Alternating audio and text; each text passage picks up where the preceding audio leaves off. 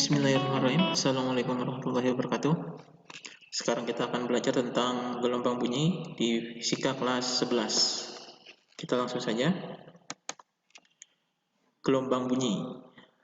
Gelombang bunyi ini adalah gelombang yang berasal dari getaran. Jadi getaran secara berulang-ulang menghasilkan gelombang bunyi.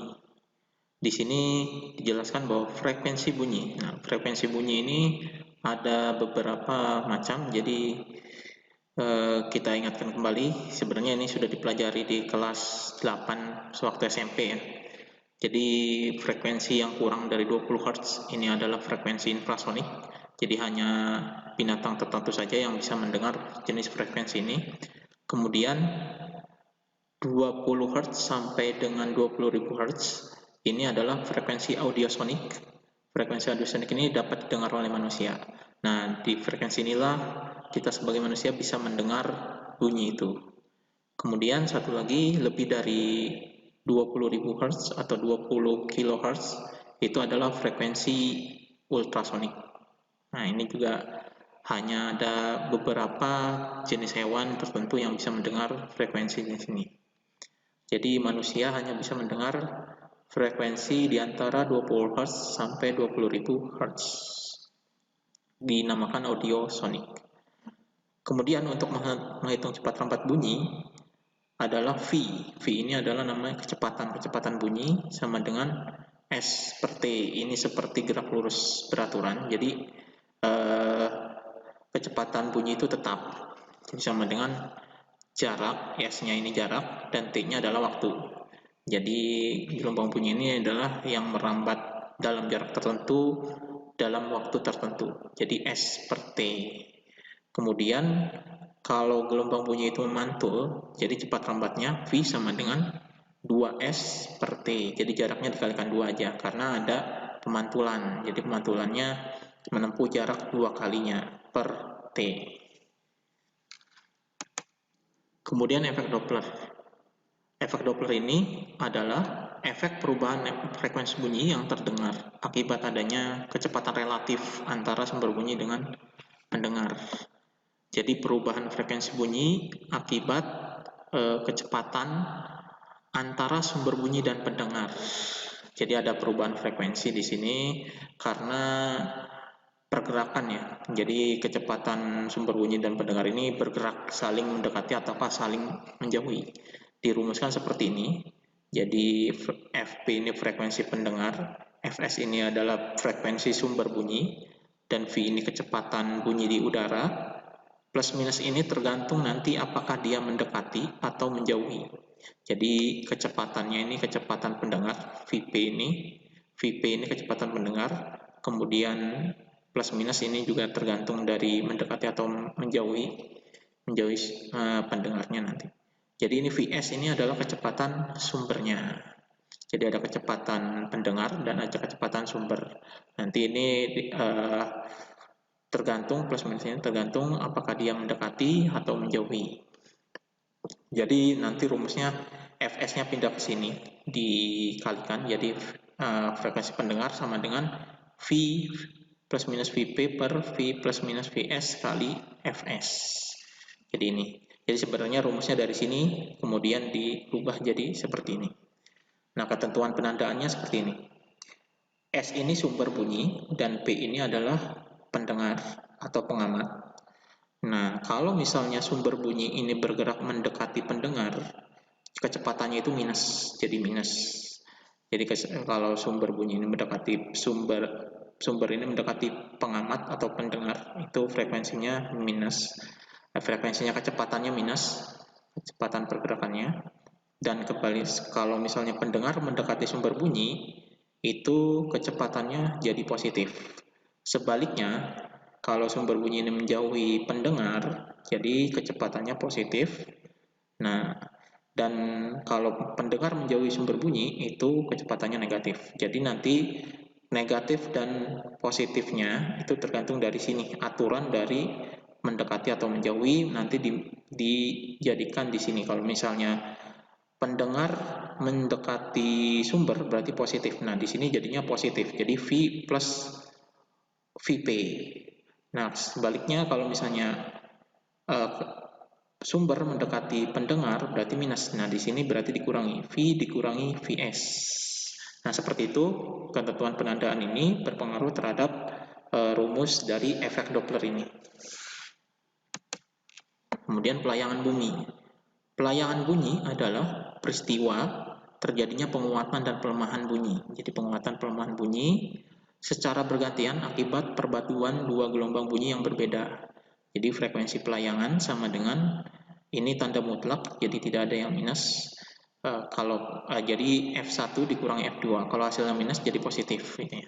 Jadi makanya di sini ada tanda mutlak. Jadi frekuensi pelayangan F1 dikurangi F2.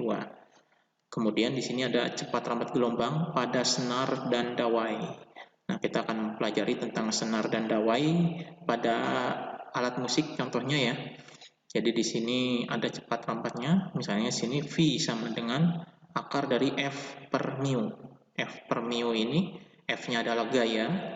Jadi gaya tariknya, gaya tarik dari senarnya itu, gaya tegangnya ya, tegangan. Nah, kemudian mu ini adalah massa persatuan panjang. Jadi massa persatuan panjang ini mu, M per L. Atau bisa juga mu itu sama dengan rho dikali A. Massa jenis dikali luas penampangnya.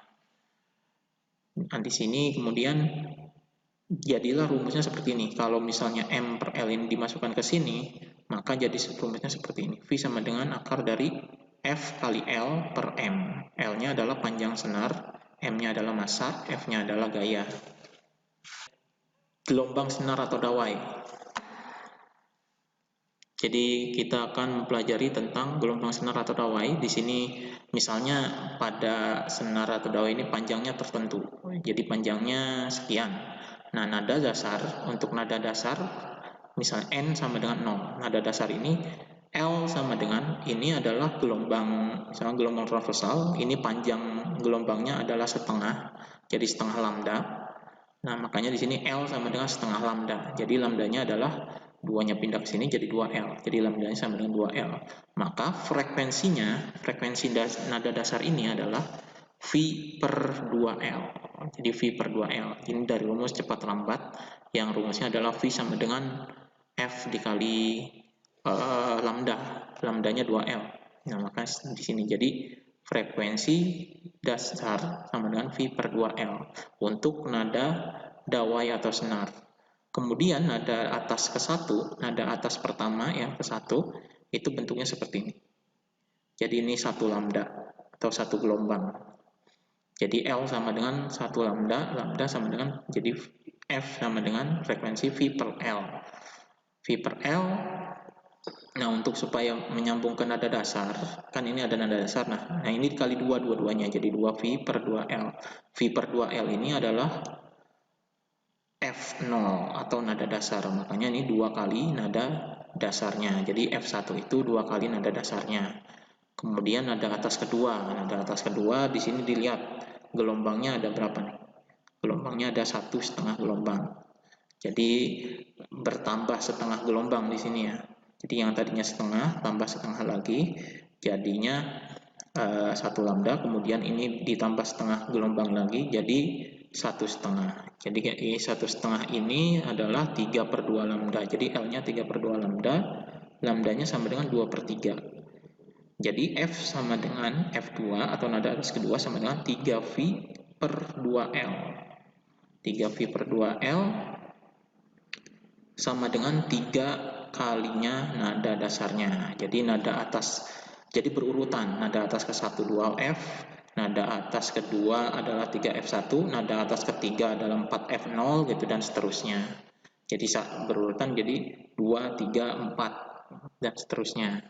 Nah, karena nada dasarnya V per 2L.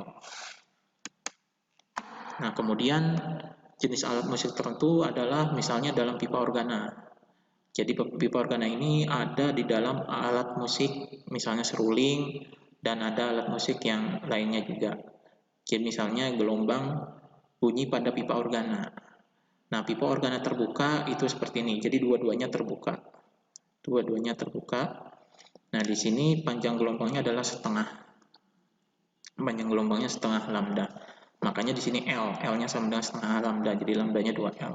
Jadi nada dasarnya adalah V per 2L. Ini sama seperti dawai yang tadi. Nah, kemudian nada atas ke satunya, nada atas ke satu adalah ini gelombangnya adalah lambda, satu gelombang gitu ya.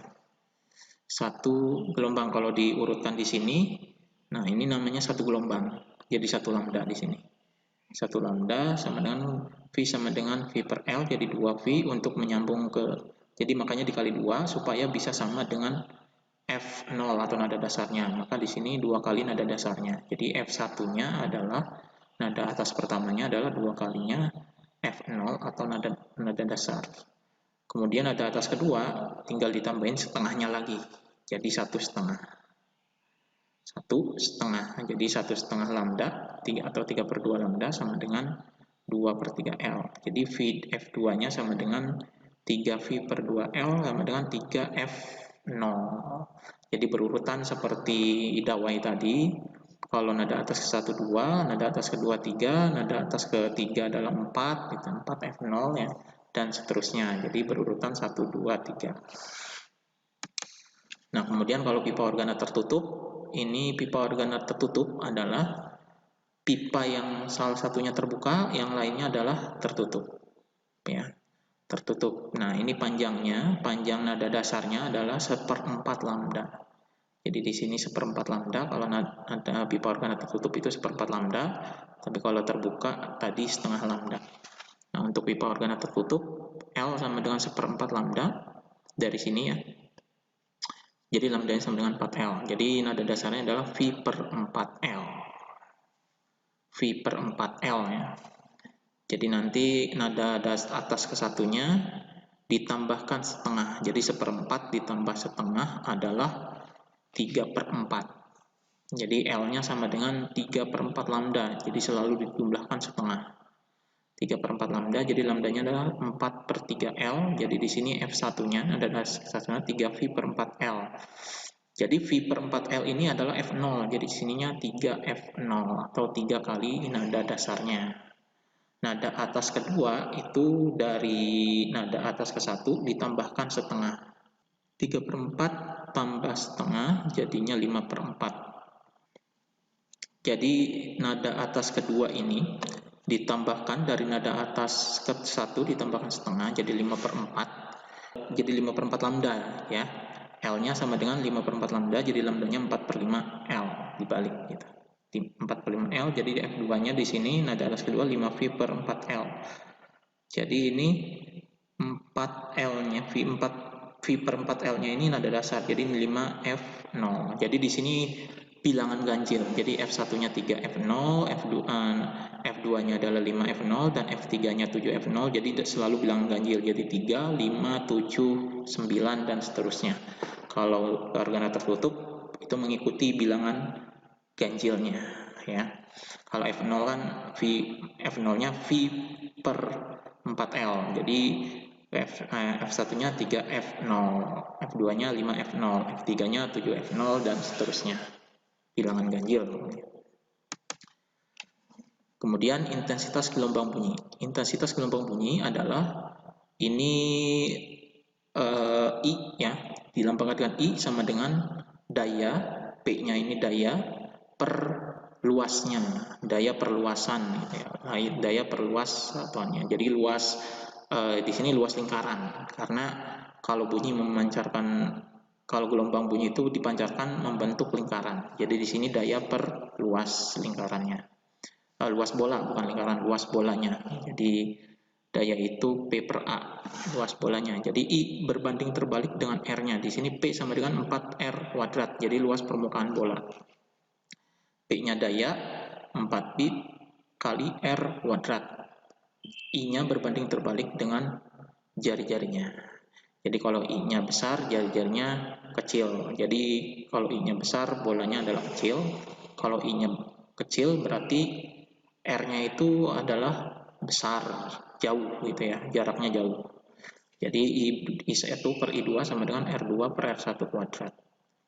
Kemudian ini taraf intensitas adalah taraf pendengaran atau taraf intensitas bunyinya. Jadi TI. taraf intensitas sama dengan 10 log I per I0. I ini adalah I0 ini I ambang, intensitas ambang, yaitu 10 pangkat min 12 watt per meter kuadrat. Intensitas ambang ini I-nya intensitas pada intensitas tertentu yang diketahuinya. Kalau ini sudah ditetapkan, I0 itu 10 pangkat min 12. Kemudian kalau untuk mencari taraf intensitas yang lain, misalnya taraf intensitas yang kedua sama dengan taraf intensitas 1 plus 10 log R1 per R2 kuadrat. Ini yang diketahui jarak. Jadi untuk mengetahui taraf intensitas pada jarak tertentu, dicarinya seperti ini. Ya, misalnya jarak berapa meter itu. Nah, dicari seperti ini, TI2 sama dengan T1 plus 10 log R1 per R2 kuadrat. Satu lagi di sini, TI2 sama dengan T1 plus log 10 log N. N ini adalah jumlah peralatan yang jumlah sumber bunyinya atau jumlah alat sumber bunyi. Jumlah sumber bunyinya ini N. Jadi log berapa? Kalau log 100 berarti log 100. Nah, ini logaritma. Logaritma itu dipelajari di matematika ya. Jadi TI2 sama dengan TI1 plus 10 log N. N-nya adalah jumlah sumber bunyi. Nah, itu saja materi dalam gelombang bunyi ini. Kita lanjutkan dengan membahas soal-soal dari gelombang bunyi ini. Ini soal-soalnya, kita bahas satu persatu. Yang pertama adalah seorang anak melepaskan sebuah kelereng dari tepi atas sebuah sumur. Jadi kelereng dilepaskan dari sumur. Nah, setelah 1/8 second, ia mendengar bunyi kelereng menyentuh air. Jika G sama dengan 10 meter per second kuadrat dan cepat rambat bunyinya 360 meter per second, tentukanlah kedalaman permukaan air sumur diukur dari tepi atas sumur. Jadi ini ketika melepaskan belum terdengar. Nah, ini adalah masalah pemantulan gelombang bunyi. Jadi yang diketahuinya, jadi ini T-nya ya, 3/1/8 second, G-nya 10 meter per second kuadrat, dan ini V, cepat rambat bunyi di dalam sumur itu 360 meter per second. Jadi yang ditanyakan adalah H-nya atau ketinggiannya. Nah, kita pakai ini. V sama dengan 2S per T. Kenapa 2S? Karena dia bunyinya memantul. Jadi dari pantulan di bawah akan terdengar ke atas, gitu ya. Jadi bunyinya mantul. Pertama kan dijatuhkan, belum terdengar, dihitung waktunya, kemudian jatuh, kemudian bunyi. Nah, bunyinya terdengar ke atas. Jadi balik lagi gitu ya bunyinya. Jadi ini pemantulan, makanya sini 2S per T. Kita cari jaraknya itu S. S-nya itu sebagai H. Ya, S-nya sama dengan H.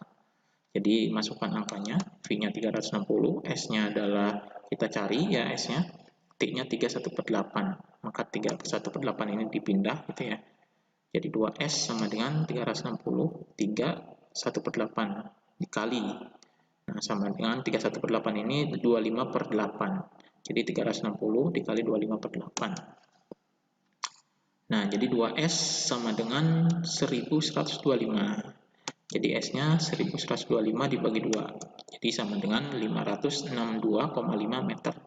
Jadi inilah kedalaman sumur itu. Jadi kedalaman sumur itu adalah 562,5 meter. Jadi salah satu manfaat bunyi bisa mengukur kedalaman suatu sumur ya, dengan menjatuhkan benda dan bendanya itu memantulkan bunyi.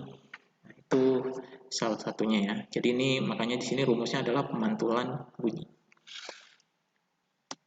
Kemudian nomor 2, seorang penonton pada lomba balap mobil mendengar bunyi deru mobil ya yang berbeda gitu ya. Jadi penonton ini mendengar suara mobil yang berbeda ketika mobil mendekat atau menjauh. Jadi ketika mendekat dan menjauh itu berbeda pendengar suaranya.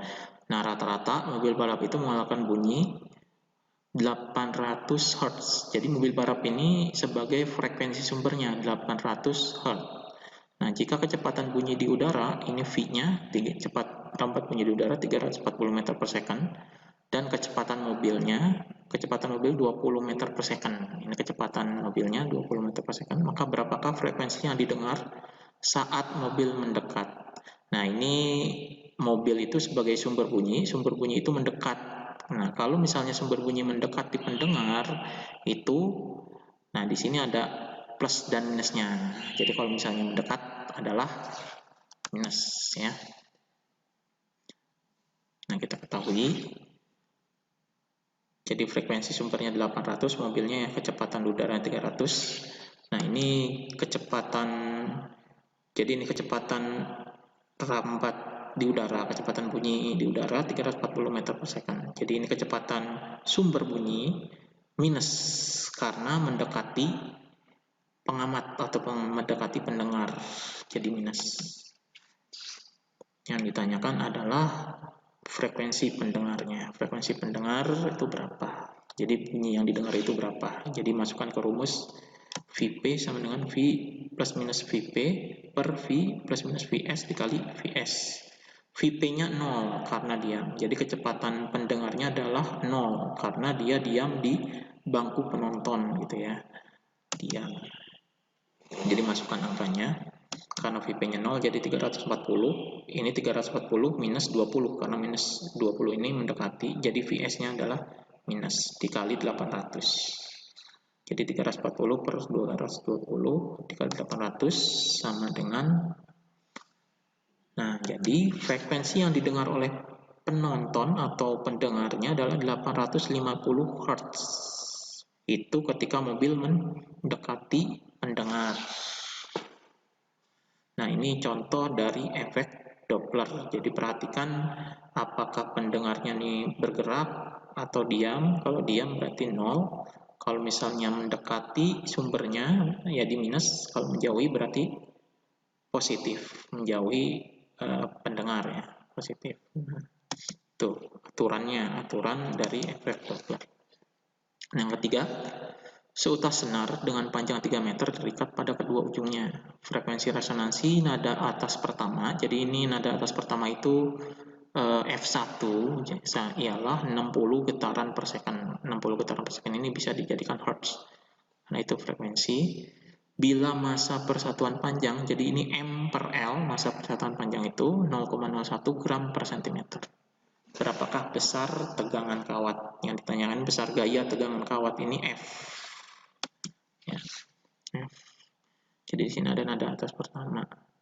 L-nya 3. F1-nya 60 nada atas pertamanya, 60 Hz.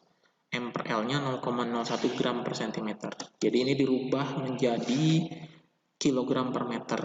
Jadi 0,1 gram itu per 1000 jadikan kilogram ya. Jadi naik 3 per 1000. Yang ini juga dari centimeter naik 2 jadi 1 per 100 meter, maka 1 per 1000 kg per meter. Jadi M per L-nya adalah 1 per 1000 kg per meter.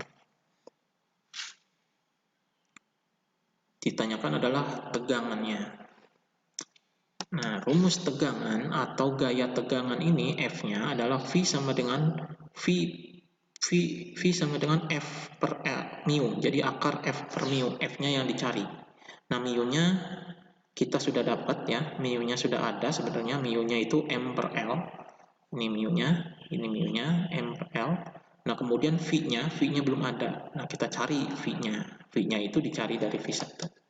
Jadi kita cari mu-nya sudah ada M per L, yaitu 1 per 1000 kg per meter. Nah, ini untuk mencari V kecepatan. Jadi V1-nya sama dengan 2F0. Nah, F0 ini kalau misalnya dawai atau senar itu V per 2L. V per 2L. Jadi F1 sama dengan ini habis ya, 2-nya jadi V per L. Jadi F1-nya 60 tadi sudah diketahui, kita cari V-nya, L-nya juga sudah diketahui. Jadi 60 sama dengan V per 3. Jadi V-nya adalah 3 dikali 60. Nah, ini V-nya. Jadi V kecepatannya adalah 180 meter per second. Maka masukkan ke rumus ini.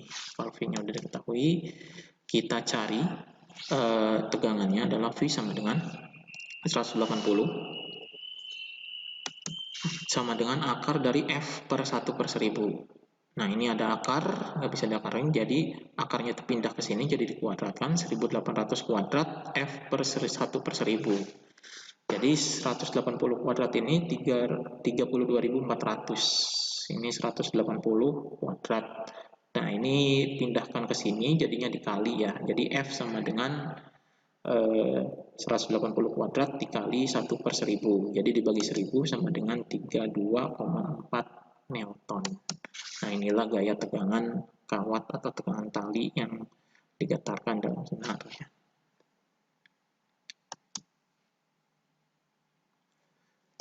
Nah, kemudian nomor 4, pipa organa tertutup, panjangnya 25 cm. Jika cepat rambat bunyi di udara, pada saat itu 350 meter per second, ini cepat rambatnya V, maka berapakah frekuensi nada atas ke 1 yang dihasilkan? Ini pipa organa tertutup. Jadi kita harus tahu nada dasarnya itu berapa, ya, nada dasar, rumus nada dasarnya. Nah, ini panjangnya L-nya 25 cm. Kemudian cepat rambatnya 350 V-nya. Ini dijadiin meter supaya jadi satuan internasional, organa tertutup. V 350 meter per second dikalikan V1. F1, nada dasar ke 1. Nah, dalam pipa organa tertutup, nada dasar ke 1 itu adalah 3F0 atau 3 kalinya nada dasar. Nah, F0 ini rumusnya kalau pipa organa tertutup adalah V per 4L. Jadi makanya 3 dikali V per 4L. Nada dasar dalam pipa organa tertutup adalah V per 4L. Jadi tinggal 3 dikalikan V per 4L. Kita masukkan angkanya. Jadi nada atas ke 1 sama dengan 3 dikali V-nya 350. 4 dikali L-nya adalah 0,25. Jadi hasilnya adalah 3 dikali 350. Jadi 1050 Hz. Jadi frekuensi nada atas pertama dalam pipa organa tertutup dengan panjang 0,25 meter. Itu frekuensinya adalah 1050 Hz.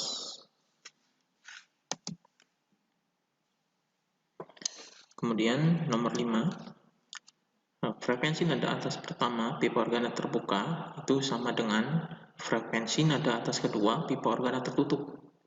Jika panjang pipa organa terbuka adalah 40 cm, jadi panjang pipa organa terbukanya 40 cm, maka berapakah panjang pipa organa tertutup? Yang ditanyakan adalah panjang pipa organa tertutup. Jadi di sini ada dua pipa organa terbuka dan tertutup yang frekuensinya itu sama. Ya, frekuensi nada atas kedua pipa organa tertutup itu sama dengan frekuensi pertama pipa organa terbuka. Kita akan kerjakan. Yang diketahuinya F1 terbuka sama dengan F2 tertutup. L buka ini jadi panjang organa terbuka adalah 40 cm. Yang ditanyakan adalah panjang pipa organa tertutup. Nah, jawabnya adalah ini. Jadi frekuensi nada atas pertama pipa organa terbuka itu 2F0, jadi 2 kali nada dasarnya. Nah, F2 ini pipa organa tertutup adalah 5F0, 5 kali nada dasarnya. Jadi sama dengan nada dasar dari pipa organa terbuka V per 2L. Kalau nada dasar dari pipa organa tertutup adalah V per 4L. Nah, kita kalikan duanya habis, jadi di sini V per L.